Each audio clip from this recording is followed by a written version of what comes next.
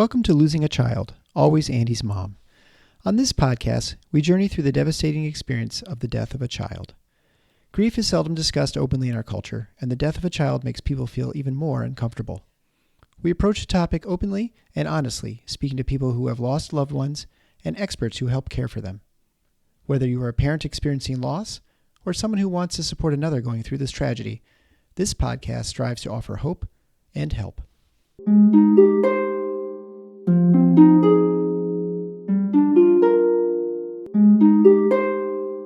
Welcome to episode number 335 of Losing a Child, Always Andy's Mom. I'm Marcy Larson, Andy's mom. So if you listened last week, you know that things are a little bit different.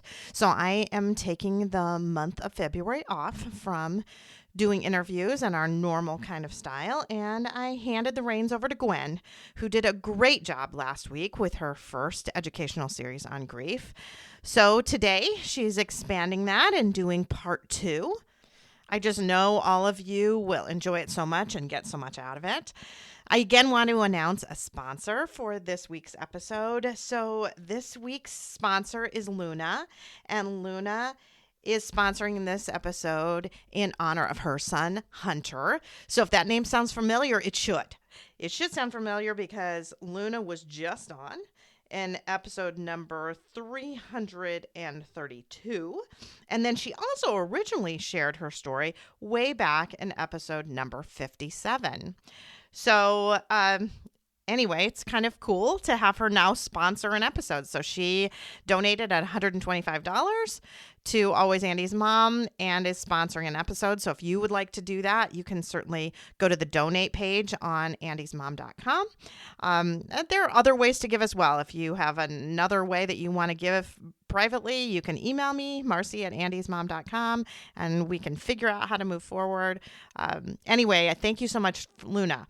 And I do have to say an extra special thank you to Luna. So if you remember listening, Luna is quite the amazing artist. So she does all sorts of beautiful things. She did beautiful things at the graveside for Hunter, and now she's painting and doing a lot of artwork that way. It's just gorgeous what she does. She has this unbelievable book that I just love, called Look, Mom, I Can Fly. And in that, she's got her poetry, her wonderful writing from her journal, beautiful artwork. It's just amazing. Since I don't have pictures of kids to put with the social media posts or on my Instagram, or on the website, since I don't have any of that, I sent an email to her and I asked her, could I use some of your artwork to go along with these episodes? So if you look, last week, one of the pictures that was on the website and the one that was on social media was Luna's artwork. So you will appreciate that. And I am going to use some of Luna's artwork each and every week. So you'll see it this week if you go to the social media. So thank you, Luna, for that. So not only did she donate, but she gave her blessing to grace our podcast website with more and more of her artwork, because I did feel really limited when she sent me some of those things originally that I couldn't use all of it. So this will be great. Again, if you want to share your story on the podcast, I am starting to schedule those again. So those are going to start happening again in the next couple of weeks, so that we can go ahead and get started right there in March. I do appreciate all of your care and support for me, and I do think that this little break has been helpful to just kind of help me refill my cup a little bit. So I appreciate that, and I just know Gwen's doing such a great job. And again, I had that great suggestion about people maybe who were on early in their grief that might want to come on again, and so I've got a few of those that we're going to be doing going forward as well. So I think that will be really, really special. Also, if you want to watch video versions of this podcast instead of just the audio, those are available on all of our social media links. So you can go to the Always Andy's Mom YouTube channel, the Always Andy's Mom or Grief Guide Facebook pages, and that's Grief-Guide Facebook page. Also, they will be on Instagram as well. So if you want to watch Gwen as she talks, that is absolutely fine. Or you can listen here. And right now, I invite you to sit back and listen to Gwen as she talks about factors that influence our grief.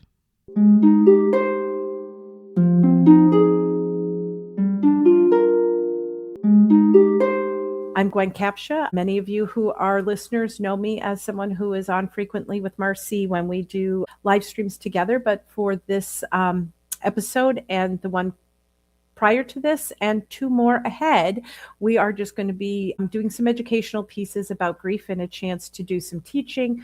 So be sure, if you did not listen to last week's episode, to listen. It kind of just builds on the next. So last week we talked about why grief is so hard. And then today we're going to look at just some special factors that influence how we grieve, and then what the experts say we need in order to heal. Week 3, we'll look at some of the big obstacles and emotions with grief. And then week 4, we'll look at long-range goals for recovery. Now, I've heard it said many times that we're all unique, right?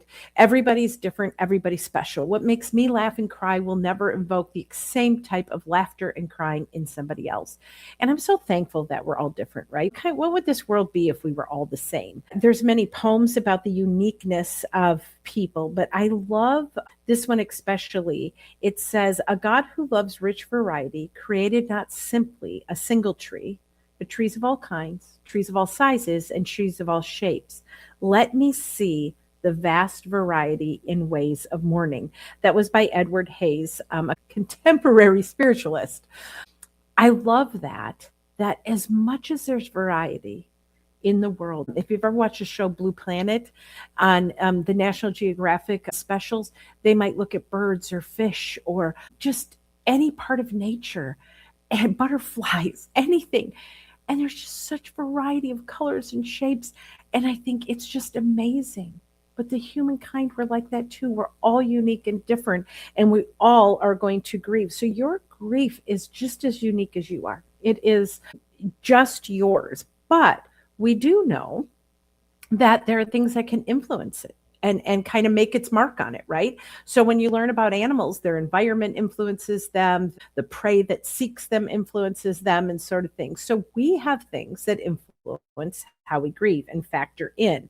One of the things that I just want to say too about grief is that even though we may understand some of these factors, and you're going to have a better understanding after we talk today, it's still so much out of our control, right? Grief is a lack of understanding and a loss of control. I don't like to fly. I'm not afraid of it. I don't need to take anxiety meds or anything to fly, but it's not my favorite because I don't understand aviation. So that last step, every time when I'm on the jetway, before I get onto that big hunk of metal, that last step, I'm always reminded, I don't get this. I don't know how this hunk of metal is going to lift up here. And in an hour and 47 minutes, I'm going to be there. And then I'm going to be traveling at 527 miles an hour. I don't get it. They don't let me fly the plane. They don't teach me. I can't see who's, oftentimes the cockpit was shut for many years after COVID. I'm like, who's flying this thing, right? Do they look at peace? It just bothers me. And I think grief is a lot the same way. We just have no understanding. We don't understand, how am I ever going to put my life back together? And the loss of control, that we didn't get to control what happened to us. So with this discussion today, though, I think it will help in our understanding of what factors have influenced. So it would kind of like me getting a lesson in aviation. And one time I was sitting next to someone and they kept looking at their clock as we were landing and they're watching. And he said, well, I'm a pilot. This is a habit. And so he taught me a little bit about landing and what happens. And ever since then, landings haven't had the same anxiety for me. So it did help with my understanding. Can I teach you it? No, because I just knew that at that moment it made me feel better. These factors are not my own. I did not write them. I'm using factors from Dr. Alan Wolfelt. You can read his books, Understanding Grief, Helping Yourself Heal. He's got many books in his Companion Press bookstore online at centerforloss.com. But the first one is the relationship with the person who died. Like, who was this person? And we have to look at what role they played in our life. What was the relationship like? Was there conflict? Were you close? Were you physically separated? I don't just work with bereaved parents. I also work with widow and widowers, children whose parents have died. I mean, all sorts of losses. But I was in a support group once with a couple different widows, and one woman said, I can't relate to this. And she said, you guys are talking about how hard it is to sleep and make decisions and be by yourself. She said, my husband was an over-the-road truck driver, and he was gone sometimes for 6-8 days at a time. And I'm used to sleeping by myself, making decisions, taking the kids to school, doing all that. So what factored in for her is she was way less physically connected to her husband. Now, emotionally, yes, she missed him very much, but doing those physical tasks or her daily life was not as effective as someone who maybe was very physically close. I mean, there's some people who go to the dentist on the same day. They ride to work together. So there's so much more to adjust to. What we know is the intensity of the relationship has a direct correlation to how intense the grief is. I just want to say here that not all relationships are loving. There can be conflict. There can be things that have caused a division in families. And ambivalence in relationships, there's a strong sense of maybe unfinished business, conflicts not resolved, or things left unsaid. And just knowing that not all relationships are loving, I want you to know that when there is conflict in the relationship, sometimes there can be a higher level of conflict in the grief. I'll use my mother as an example. So my mom came from just maybe a little rougher childhood, not some pleasant things. It wasn't as loving, maybe, as my dad came from a very loving family. His dad would take them out to the barn. He spent time with the boys all the time. And their dads died fairly close together the same year. And you would think that maybe it would be my dad that would have a more difficult time because his dad and him were very close and very loving. But it was actually my mom, because what happens is when somebody dies, we also lose the hope that they'd ever say they're sorry, that they'd ever tell you they're proud of you. She never heard, you've got what it takes, I believe in you. So we lose some of that. So that relationship and who this person was does factor in. The next one is the circumstances of the death. Now, if you listened last week, I mentioned the 5 circumstances of a death that can make it more difficult. And I promised that we would talk about it in a little more detail. The first one was sudden. And so is the death sudden or anticipated? And I get often asked the question, which one's worse? And the one thing I can tell you is the one that happened to you is the worst. There is no hierarchy with this. There's no pecking order. What happened to you is your worst, right? Now, with a sudden death, it can be so immediate, shocking, no warning, the surprise, the overwhelmness. There can be a sudden death after a brief period of maybe an interval where it looked like they were going to get better. Maybe there was an accident and you were told that they were at the hospital and that things were looking good, and then it's not. After a while, they do die, or you have to remove them from life support. There can be some trauma involved. If you were involved in an accident, were you detained by the police? Was there a chance for you to say goodbye, be involved? Just because a death is natural does not mean it's peaceful. If a human caused the event, it can be worse for the survivor if it was preventable. And the other thing that we have to look at is what else is happening at that moment. So I share this story frequently. Again, I said this last week, but I feel the need to say it again, that grief work's all I've ever done, which people might call me an expert, but really the experts are the families who have taught me. And because they have bravely allowed me to share their stories to teach you, I'm so grateful. So I have everyone's permission to share their story. I don't want you to ever think that if you shared something with me that I would turn around and use it in a public setting without asking your permission. But what else is happening at the time of a death? Sometimes there could be a fight going on, or maybe you just had a little bit of conflict and then that person dies. My example that I was going to share with a woman whose husband died, they would fish a lot, and she would hold the rope on the dock while he did what he needed to do with the motor of the boat, and then he'd tell her to jump in and off they'd go.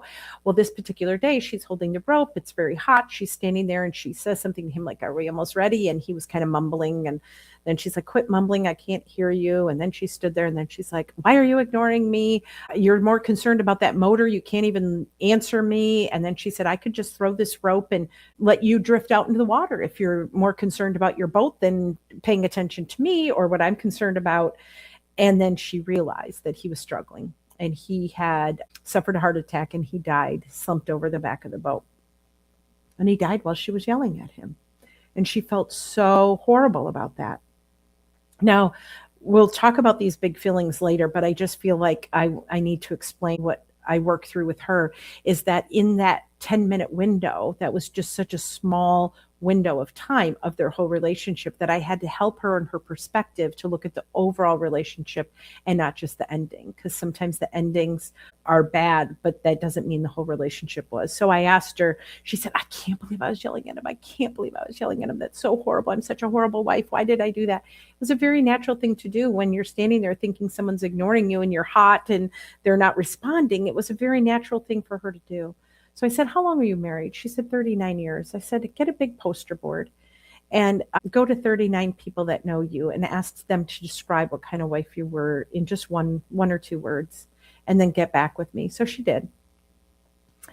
Nobody said she was a yeller. She didn't yell. So that helped her to look at the circumstances of that sudden death and what that was like. Anticipated. Many times people feel they can get a head start on their grief because they had anticipated a death after maybe an illness or a long journey. They do grieve a lot of losses that happen before a death. I have no doubt that they just, the person stopped driving, stopped coming to the table for meals, stopped communicating, whatever that is. And you've had all these losses, but you really can't ever anticipate what life is like without that person until they're gone. There can be long-term caregiving. There can be all of these things in the suddenness of a death. The next one is premature. Now, I just want to start with the fact that middle-aged people, someone 72, can die prematurely. If they were given a clean bill of health at their checkup and they die a week later, you're like, well, we weren't expecting that at all. I mean, they just said dad had the heart of a 17-year-old and then they died. So that can happen. But what I do know, beyond a shadow of a doubt, is it is never right for a child to die before a parent. No one ever has a child anticipating outliving that child, and there's no way to make that right. So if a sudden death is part of your story, that shocking trauma of a sudden death, and then it's your child, you have two of those factors right there. The next one is intense relationship, is, as we mentioned, how intense was the relationship, the caregiving, whatever that was, that could be a factor for you. The next thing that is a factor is if there's no body. And some people say, why is that, Gwen? Grief needs an object. We need to see something. How do I say this? I guess I can use my aunt as an example, that her son died in Vietnam and he died in an explosion, and she got back a flag from the U.S. government with someone coming to her door saying, we're sorry, but your son has died. She never saw his body again. She never had that object. There's a reason why in funeral service we restore bodies to the point that if we're able, that they can see that person. If that's a need of theirs, that we need that object. So, because sometimes if there's nothing, you just go, really, did that really happen? But in all grief, there's the why? Why did this have to happen? What did this mean? And I will tell you that if I said to you, I have an envelope today that I can email all of you your answer to your why questions, you'd be like, oh, that'd be great. I do want to understand that. But the truth is, you would still have all the pain that you have right now of not having your person, even if you understood why. So I mentioned unfinished business when I'm talking about the circumstances, but an unfinished business is personal feelings not expressed, and unanswered questions are more unsettled manners to the relation to the death. Like, how did they end up there? I didn't know they were hanging out with those kids. Were they really drugs involved? Because I didn't know my child was involved in that. And the thing may be, who can answer these questions? And are you prepared for the answers? Some people need all those answers to all of that, to the why, to how did they end up there. They want to read police reports. They want to look at pictures. And other people do not need to do that. The real key is that the choice is yours for what you need. The best way I can describe that when looking at the circumstances of the death of sudden versus anticipated, in my years in hospice care, anticipated deaths, oftentimes if the family cared for the person at home or in a inpatient facility, a hospice house, when the death occurred, the family has the choice of whether they want to be involved in postmortem care. Many families stayed and helped and bathed and dressed or did their hair, put on, they just were able to give the care. But then there were some families who, when the death occurred, they called the hospice nurse and they went in the other room and they weren't involved in anything. Neither one is wrong. But the choice was theirs, right? And that's the problem in a sudden death when there's police or investigations or all that stuff going on. If there's crime scenes, if there's legal stuff, you don't always get that choice. And that's a hard pill to swallow, and I understand that. So the circumstances of the death, sudden, premature, violent, no body, the questioning, and then the intensity of the relationship. The next factor is the ritual or funeral service. There's a reason we've had funerals since the beginning of time. There really is. And I'd encourage you to read about that. Alan Wolfelt writes about it, but it's reality, recall, support, expression, meaning, transcendence. Like we needed to have them. And the ritual, it's a specific behavior or an activity that gives symbol to expression. It provides an experience and it helps us express feelings and thoughts. There are numerous therapeutic values and properties that benefits to funerals. Helps you organize feelings. It helps you move and release and control. And when words aren't adequate, he says we have ceremony. Now, if you can't go to funerals, if you didn't have one, you can redo them. You can light a candle, you can have a ceremony, plant a tree. If someone didn't choose a funeral service, I'm not here to say, oh, that was a wrong decision. But sometimes when we don't have any type of formal gathering or time to stop and honor a life, down the road, it gets hard that we didn't. And some people ask how to correctively do that. And you can do many creative things. I can't take the time today because that's not what this whole session is about, but I've had many experiences with this.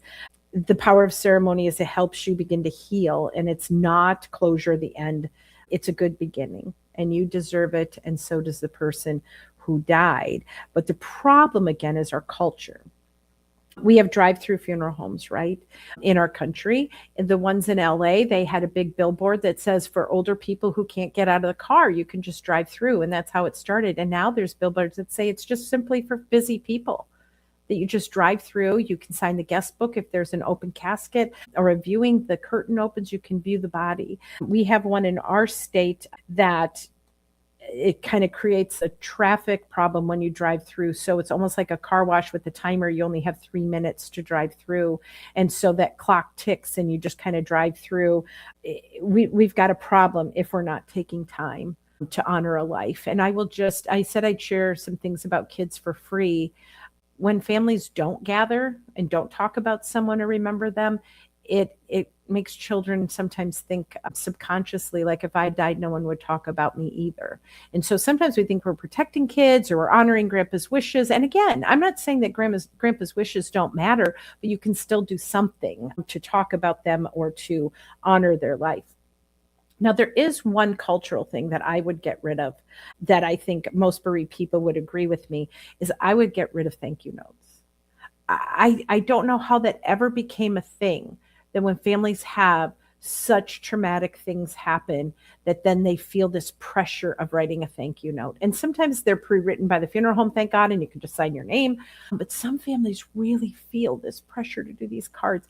And I tell people, when you give them a gift, if you give them a meal, if you give them a donation in memory of their person to an event, a scholarship, say, please do not send me a thank you. That is part of my gift to you. And some of you are probably listening going, oh, yes, I wish I did not have to do those thank you notes because they can become a burden. And if they're not a burden for you, that's okay too. But overall, I have found that many, many people find them very stressful. Another thing that factors in is the other people in your life, what support you have. Support must be ongoing. It really, really is needed. I used to think that if I asked people, like, how many children do you have? Or how many people are in your family? And if they said, I have 5 sisters, I think, wow, you have a lot of support. But that's not true. Just because someone's in your family tree does not mean they're available to you. So when you think about support, you have to ask the question, are they available to me? And then one of the things that I have people do is an assignment about their support system. And again, it's too long to get into, but we all need different people, right? You need a doer, a listener. You maybe need a spiritual care person. You need someone who's the funny friend that when you need your tank filled, you can call them. We are meant to live in community. I started this by saying National Geographic and these stories about how animals are so amazing and unique, but animals are very amazing to me because they live in community. They rely on each other. They look out for each other. The things that they do instinctively to keep each other warm, to gather food together, it amazes me. And we would be much better off as humans if we lived in that kind of community. Your own unique personality. Do you run from pain? Do you tackle it head on? People don't usually change in your grief. It's reflected. So if you were someone who was very expressive, very artsy, very creative, you're probably going to be that way in your grief. And if you weren't, you're not going to probably start doing that. If you had long-term problems with depression, it's still going to be a factor in your grief, and you have to be aware of that. The next factor is the personality of the person who died. What role did they play? Were they the decision maker, the funny one, the responsible one, the cook, whatever that is, just kind of looking at what role they played in their life. And we process this very much as bereaved people, because if you think about it, you always want to tell someone, especially with your child, what they were like, right? Oh, they were so this, and when they were little, they were this way, and they'd always, they were always so sensitive. Or when grandma came in the room, they always ran up and hugged her, and, whatever those things are, it's because there's just so much to miss and these beautiful things about their personalities. So I do not believe that we can talk about someone too much after they die. Isn't that all you really want to do is talk about them? That's why this podcast is so amazing, because people get to come on and talk about their person, not just about their death, but who they were.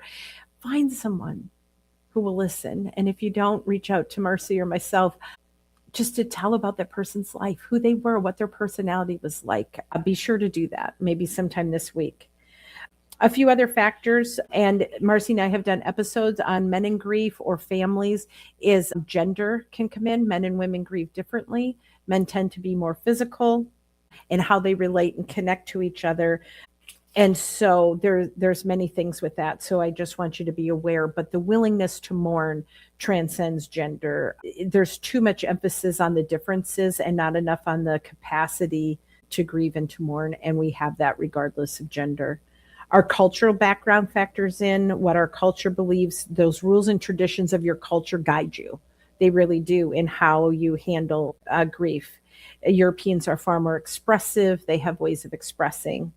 Your spiritual background, we'll talk about this a little bit more next week, but it sends us into an emotional and spiritual kind of crisis when we experience a death. So we all want to search for meaning. We have to figure out what this means. What does your faith say to you, and how do you filter that?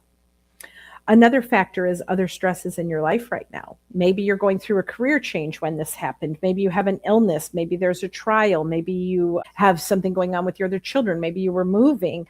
The more numerous and intense the other stresses in your life are, the more intense your grief may be. But now is the time to concentrate on your grief and not postpone it. Say, well, once I get settled in my new job, or once we move, or once this happens. If you have a lot of other stressors, you can still grieve. And I tell people you can schedule it. You can schedule it. Say on Tuesday nights, this is what I'm going to do. I'm going to take some time to grieve, or this is my time. I often add this when I talk, and I just feel compelled to add this now when I talk about other stressors. One of the stresses that I've learned in my years of doing this, that many people have that surprises them, that creates a very deep pain in their grief, is when others aren't there for them in the way they thought they would be. I call that relationship pain or relationship strain, when maybe your best friend doesn't call and ask how you're doing. Maybe at family gatherings, your family doesn't talk about your child. And that adds a whole layer of stress, because you hate going to those events or being in their presence, because they're just not honoring your grief, and they don't know what to do with you. And you have that relationship strain and pain. So that can factor in. I mentioned this last week when we were kind of talking about how we grew up or what experiences we've had with pain, but your experience with death and loss and pain in the past will affect how you grieve. And the last one is your own physical health. There's that lethargy of grief, the tiredness, the brain fog, poor eating. If you're fighting a disease or illness, you have to take care of yourself physically because it is something that you can control most of the time. To eat right, to sleep right, to move your body. So what I want to switch to after we gave some of that understanding of maybe some things that factor in for you. Some of you may say, wow, I had all 12 of those, or I didn't have very many. But each one of us have our own unique story.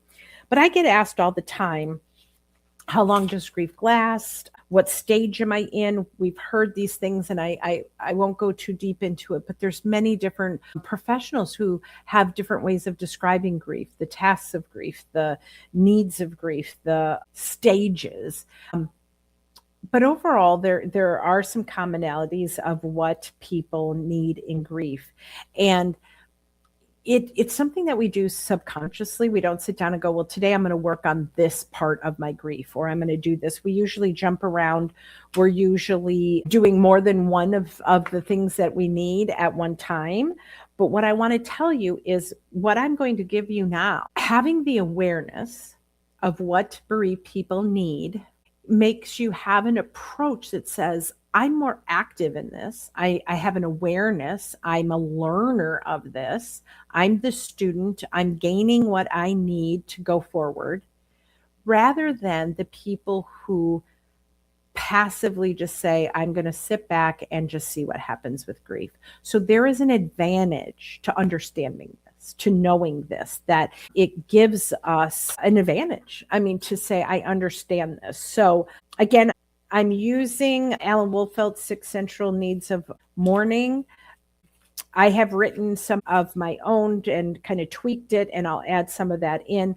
But just for the sake for today, I'm just going to kind of go through these. The first one is to accept the reality of the loss, to believe that it really happened. It's something we know in our head, but not in our heart. And that 12-inch journey takes a while. And we just have to gently confront and look at what happened to us. It occurs over months and weeks. Sometimes you have to go, I can't do that. Not today. And other times you can pick it up and look at it. One of the most vital parts of this need is one of the most beautiful parts of my job and Marcy's is the retelling of the story. When you tell your story, and those who've done it on the podcast know how therapeutic it was. It's hard. It's very emotional. You're wondering if you're going to make it through. You're wondering, why am I putting myself through this? Your friends and family are listening going, oh, but really when it's over, it feels so good to have that time to process, retell the story, both good and bad, talking it out. And again, one moment it's tolerable and the next moment it's not, that we have to be patient. And many times we feel like running or hiding. But please resist that. As you express what you're thinking and feeling outside of yourself, you're working on the need to believe that this really happened. The next one is letting yourself feel the pain of the loss. It's not something that we naturally want to do. No one says, oh, give me all the pain. I need to feel this. It's much easier to go, I don't want to go there, and to avoid it and just not have to deal with it at all. But confronting our pain reconciles ourselves to it. So we need to dose ourselves. You could not and should not experience all that at once. You have to just go, wait a minute. Maybe some days, because I think what happens if you don't dose it out, if a doctor gives you medicine, there's a dosing on it. You don't go and take all of it at once, and you don't just take it. You follow the instructions because you need it in the increments that it is prescribed. Well, grief is the same way. You don't have to go home and go, oh, Gwen said I have to work on this, so I'm just going to do it all today. You can't. You do it in little pieces over time as you are able to. But what happens is that it can zap our energy when we're looking at the pain of grief, when we are feeling the pain of it. Some of you know that complete and total exhaustion, the washed out, I can't do this. If our energy's low, then we're tempted to even run from our grief more. Like, I'm so overwhelmed, I'm just not going to do that ever again. But if we keep doing that and you start running, you may keep running and you don't heal. That's the risk that we take if we repress it too long. So what I'm saying to you is dosing it is good. Denying it totally is not. So it's somewhere in the middle of just saying, okay. And I give this example of running from our pain. Scooby and Shaggy, every episode, Scooby-Doo and Shaggy are running from a monster, and the monster gets bigger and bigger and scarier until they finally stop and look at it, right? At the end of the episode, they catch the person, they take the mask off, and they say, oh, it's you, Professor So-and-so. And Professor So-and-so is still there. They put him in the car, and, Daphne Friend and Velma all come up, and the monster's still there, but they don't have to run from it. And the fear is a little less because they've looked at it. Well, your grief will get bigger and bigger and scarier until you look at it. Now, by looking at it doesn't take it away, but you don't have to run anymore because you're saying, this hurt me really bad, and I need to acknowledge that pain in order for me to heal. And it's hard when we live in the let's just be happy and move on and get over this, right, in our culture. That makes it very, very hard. Be careful not to feel the need to be too strong or in control. You're experiencing feelings at a very intense level that you never thought possible. And embracing it is actually foreign, right? There's a lot of things in grief that just feel so, one mother said, abysmally wrong, just wrong. Can't make it right, that it's really hard. And in order to let yourself feel the pain, most of the time people think about tears. And I've mentioned that, like the wailing out and the crying. There's a lot of good information about tears, and there's different tears of happy tears, and there's tears of peeling an onion. And Dr. Fry at University of Michigan in 1981, did a study on tears, put them under a microscope, and the makeup was different when they had peeled an onion versus tears of sadness. The tears of sadness included a toxic enzyme called enkephalin, and we need to get it out. So when someone says to you, what's wrong with you? Last week we used the word morb. I'm in a state of morb because I'm not myself. We also learned about anhedonia, the things that we used to find joy and pleasure and we don't. So you're living in anhedonia. And now you can say, I have a lot of enkephalin buildup. So I got to let that out because those are toxins. We need to find expression for feelings. Your feelings aren't wrong, they're information. It's what you do with them that can make them wrong, right? But find a way to get them outside of yourself. Someone said, if your eyes don't leak, your head swells. Finding a way to let that out. You can let that out with movement and dance and writing and verbalizing and smashing plates or going to a punching bag, screaming into a pillow. There's ways to do that. But what I also know, and the experts said, and Alan Wolfeld says this too, about encountering your pain, you have to nurture yourself. You have to be really gentle, physically, emotionally, cognitively, spiritually, eat well, rest often, exercise, move your body. The pain of this will ebb and flow over months and years. Embracing it when it knocks you down requires a lot of support and care. That just reminded me, Marcy and I did a presentation a few years ago to medical students and doctors and medical society in the county in which she lives. And I was talking about the difference between curing and caring. Now, to cure someone, which was she's talked about this too, she was trained in, means to bring them back to the state of prior being, right? To bring them, to cure it, to get them to a place. And the word care means nurture, compassion, holding a space for. And bereaved people need care. And then when I talked about trauma last week, what we know about trauma is it demands, not suggests, it demands convalescence, that we convalesce. And convalescence means a place spent in recovery. So think of a convalescent home where people go either to rehab if they've had a hip or knee replacement or whatever, the stroke, they go in rehab and they get better and they can go home. Or people may go to a convalescent or what we used to, nursing homes, whatever we call them now. They have nice, fancier names now. They go there until they die. But while they're there, they get fed, they're warm, they have all the therapies they need, they have people caring for them, and they are nurtured. I think to myself, man, I'd like to have a place that bereaved people could go. Wouldn't you like to have a place that right now someone would be feeding you, caring for you, doing all the things, all the therapies you need would be in that building, or coming right to your bedside and saying, let me help you until you are ready to be out on your own again? We need to care for bereaved people in a better way. If you're waiting for that to happen, I haven't found a way to develop a convalescent place for all bereaved people. If you're waiting for someone to do that for you, what I've learned is they don't. And sadly enough, we're going to talk in our fourth session about how we have to do that for ourselves. Just a little insight, what's coming up. The next need is to remember the person who died. Do you think you have any relationship with someone after they die? Absolutely. Absolutely. We've talked about it so many times, the transition of the keepsakes and the memories and the linking, the things that we just have that we will always keep in our memory. We talk about them. Don't let anyone tell you to take your memories and not deal with them. Sell the house, keep busy, take down the photos. Ideas for memory books, collages, teddy bears they're made out of their clothes, jewelry. Some of you have thumbies. You have precious, precious things that help you remember that person who died. Again, not all memories are pleasant.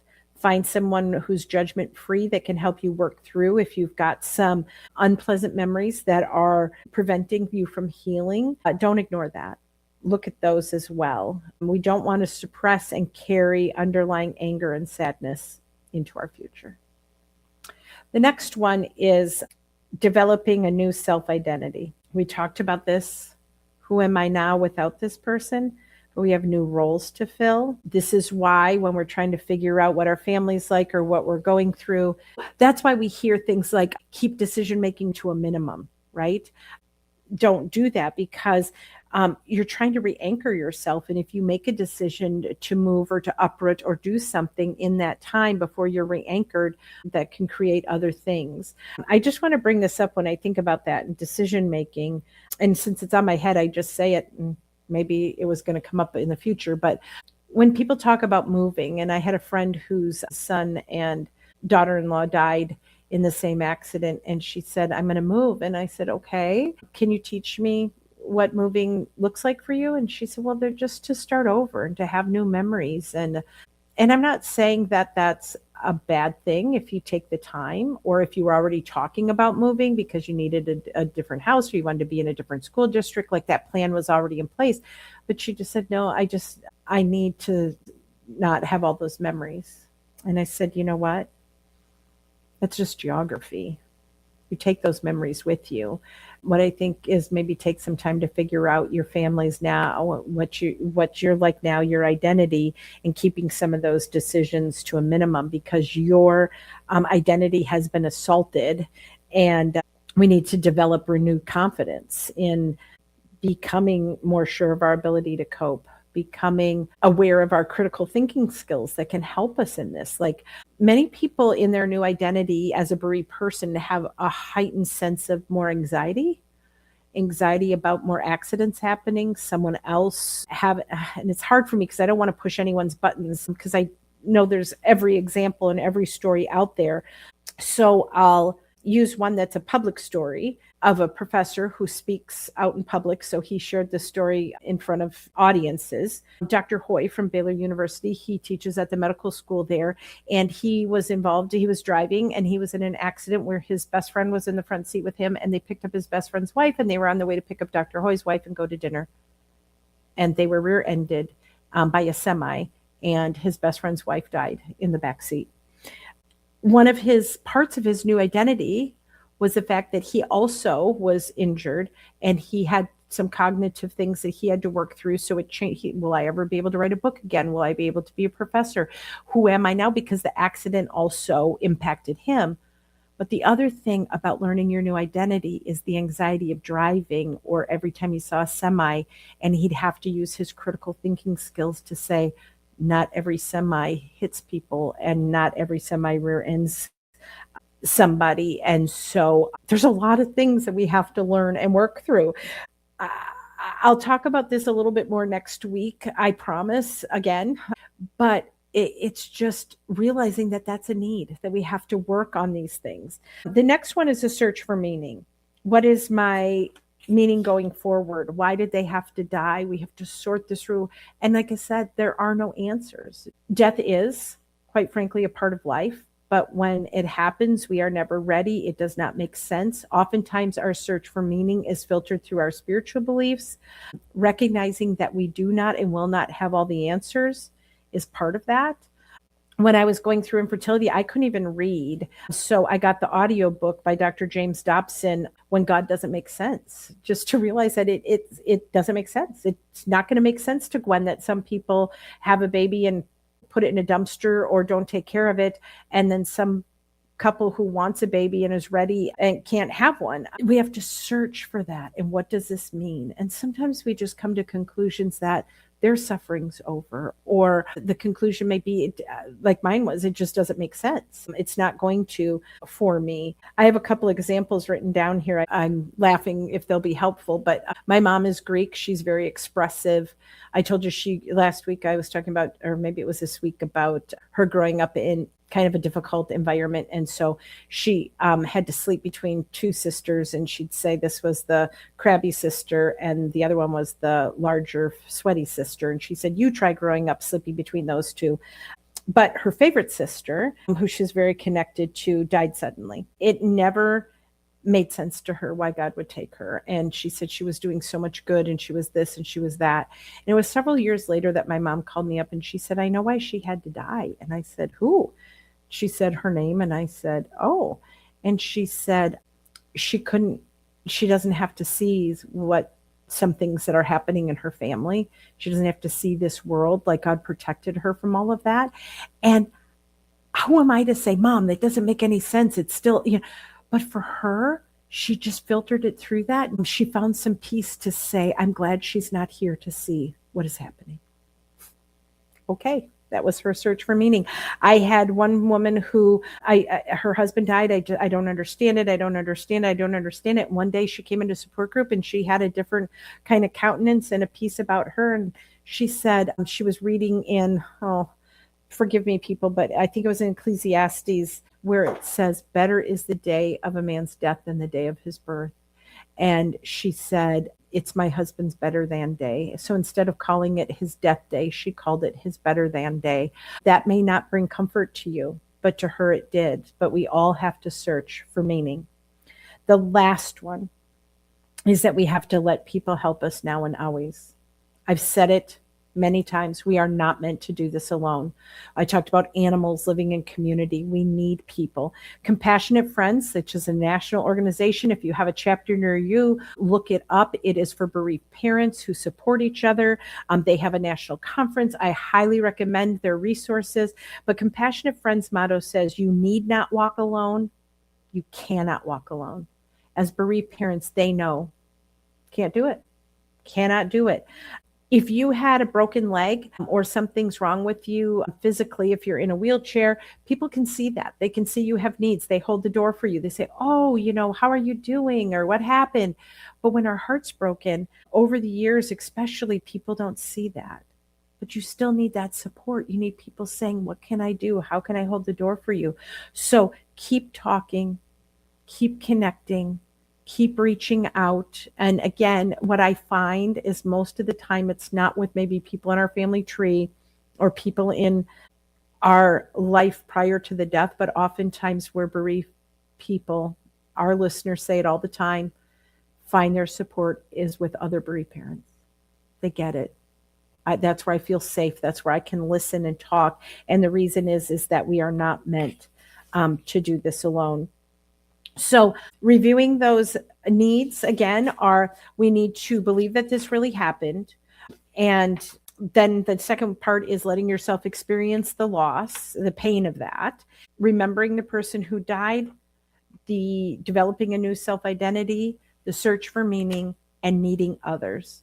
I'd like you just in closing today to think about maybe some of those needs and where you might have to nurture and look at them.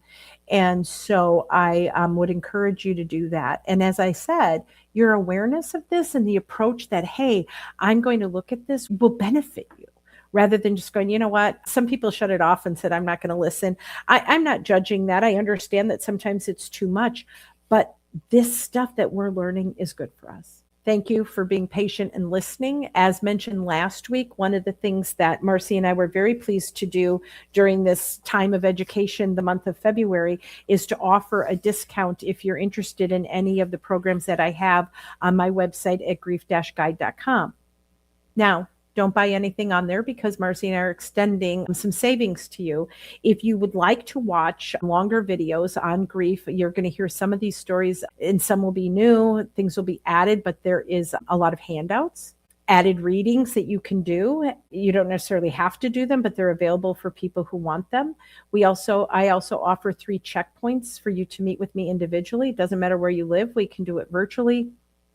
And those are 3 sessions where we look at the wound, what happened to you, the work that grief requires, and then the wonder. I wonder what's going to happen. I wonder what my family's going to look like. I wonder how I'm going to heal. I wonder whatever you're wondering. So we've offered them at discount savings. We will email you how to log on and to get that savings in a coupon. And then if you want to bundle both, you want to watch the videos and you want to meet with me, we have a bundling issue or package as well. So you would email either one of us and we would send you how to access the discount. Lastly, I want to say that some people are further in their journey and they do want to help others. And if that's you, I do have a couple other things that help people in their grief. I have a grief mentor training. Full disclosure, that was filmed at a church. It's very faith-based, but still very helpful. It comes with a 38-page workbook on helping you explore how to help other people and why you could do it and if you're ready to do it.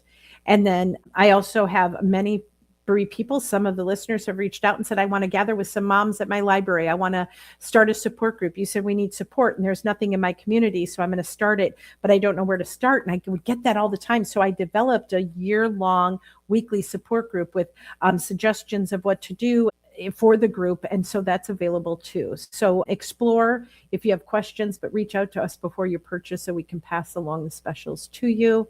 And again, thank you for listening. And we'll be back next week to talk about some of the obstacles or big emotions in grief: anger, guilt, depression, loneliness, staying too busy, some of the things that we get caught up in doing.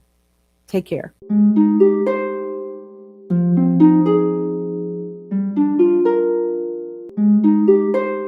Thanks for listening. If you found this helpful and would like to support the podcast, please leave a 5-star rating and comment. To help financially, you can type Andy's Mom, one word, to the number 53555.